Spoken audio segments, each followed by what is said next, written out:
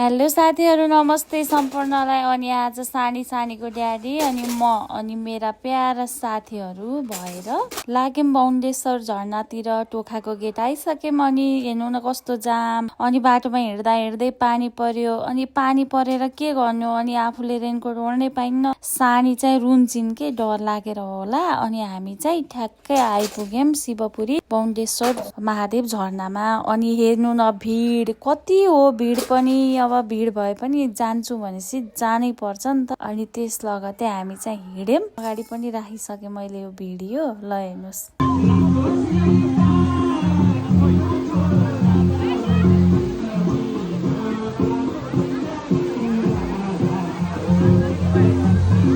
अनि photo video पनि खिचियो। माथि झरनामा चाहिँ जान पाएन, नानी सानै छिन् अनि भिज्छिन् भनेर।